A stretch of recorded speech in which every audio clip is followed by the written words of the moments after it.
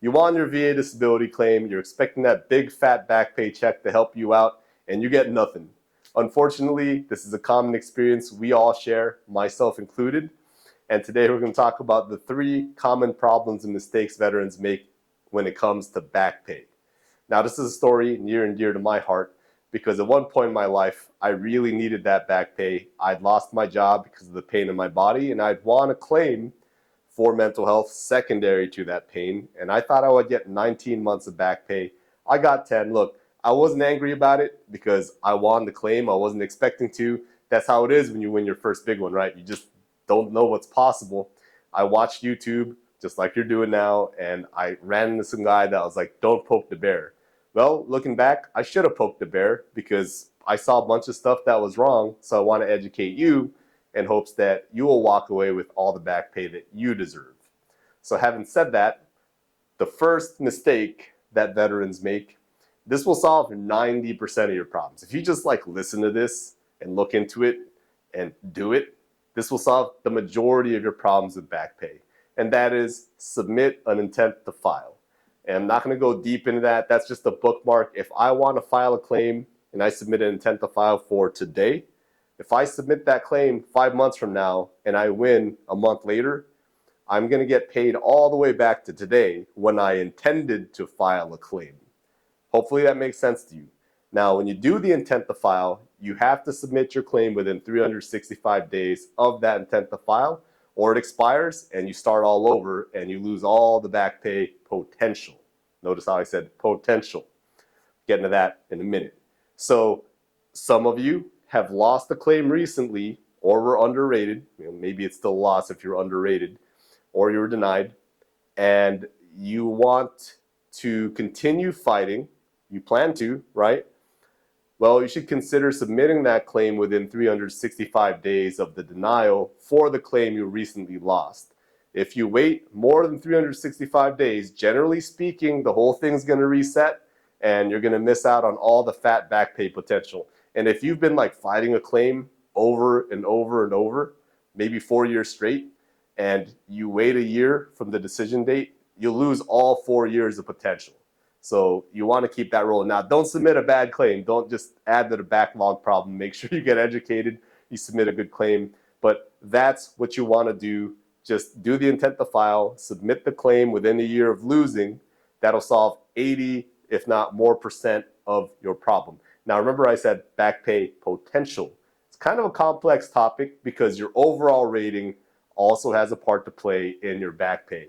So if you're going to win this claim and it's not going to change your overall rating, guess what? You're not going to get anything most times.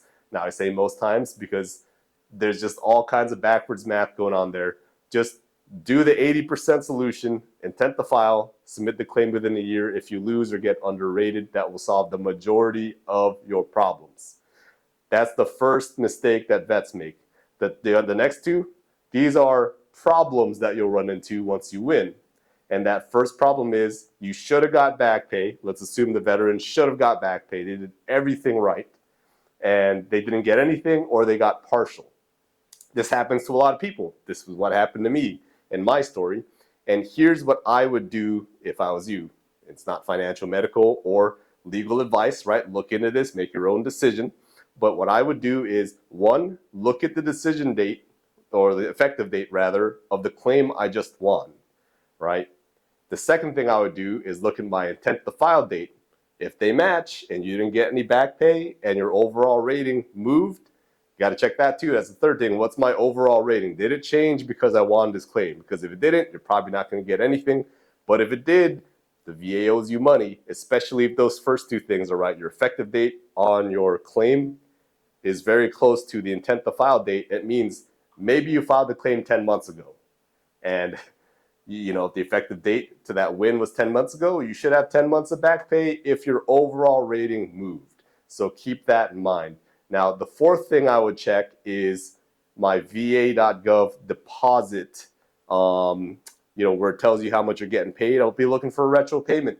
If it's in there and it's partial, then you have a problem. But if you see the full amount, right, you're like, okay, they're going to pay me. It's just a matter of time. You don't have to take any action. But let's say you look in the VA.gov website, no deposit, no payment, no nothing. Well, here's what I would do. I'd go ahead and just call the VA hotline, the benefits hotline, and tell them exactly what I have in front of me. Hey, look, I won this claim. I did the intent to file 10 months ago. My effective date was about 10 months ago. I looked at my VA.gov. I don't have anything there that says I'm going to get paid. And according to this, I should have X amount of back pay based on my overall rating change. That's what I would do. And one of three things in my experience is going to happen here. One, they're going to say, oh, you're right. Somebody messed that up. Just go ahead and wait a couple more days, wait for the system to catch up. Now, if it's like day 1 or 2, fine. But if this is 2 weeks in, I'd be like, hey, it's been 2 weeks. It would have caught up by now. That's what I would tell the VA hotline. And then they're like, okay, well, let me submit a ticket. They're going to try to like do some kind of, oh, let's look into this, right? I would talk to a manager if you don't like the person that you're talking to. And if you don't like either of them, hang up the phone, call them again, look for somebody else, right? Get an answer. The one you don't want is you have to file a higher level review to contest your back pay. It's kind of messed up, right? The VA makes this clerical mistake, and then you have to suffer for 6 more months getting all the back pay you deserve. But hey, you know, it's $20,000 or more for some of you, so you're going to fight, because don't be like me. I left like $12,000 with those 9 months, which tells you how big the win was, right? Don't be in that position. Right? Get everything you deserve. If all those things are true and you deserve it, you're owed it, go poke the bear, fight, and if you have to do the HLR and wait 5 months, so be it. Sucks, but it's better than just walking away from the money, right? Hopefully it's going to be, oh, we'll fix that right up for you, and they'll tell you whatever steps they're going to take. But that's the second problem you're going to face in this process, is the VA just screwed up your back pay. Now, there are some situations, especially for vets who win within 3 months of submitting. It's great that you won your claim quick, but I have seen it sometimes. Vets get mad, you know, they're like, hey, I didn't get anything. And because of the arrears system the VA uses, sometimes just the dates don't line up and you don't get paid. It is what it is. You know, we're not guaranteeing you anything on this channel, right? You need to do your own research and look into it. But there are a small percentage of us that just, yeah, we draw that short straw. But look into the details and don't just take the VA's answer. You know, get the details, call the hotline. Now, the third problem you're going to run into is very similar. You want to look on your VA.gov deposits, and you want to make sure that you're going to get paid the correct amount. So there's like, am I getting my back pay correctly? But this is number 3 is, oh, am I getting paid the right amount for my monthly compensation? So if it doesn't look right on your VA.gov, same thing, get the effective date of your win, go for the intent to file date, get the VA.gov, you know, the deposit info. You don't have to, there's no info to get, you just have to know that you're not getting the right amount from VA.gov. And then the, what is that? The overall rating change from the win. So, you know, I apologize if I'm sweating on camera. I'm sick and this topic makes me hot, just like it gets some of you guys hot. But I'm kind of going through a fever while I'm recording this, which is appropriate because this is a fever-inducing topic if you've ever lost back pay. But those are the 3 things you'll run into, and if they screw up your pay, make sure you call them and do the same thing you would if they screwed up your back pay.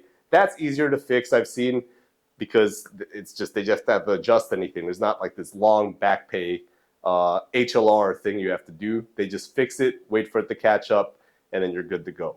But hey, look, those are the 3 common problems and mistakes you'll run into. Again, the intent to file and the supplemental appeal within 1 year of losing or being underrated will solve 80% of your problems. So, you know, don't listen to someone when they say, don't poke the bear.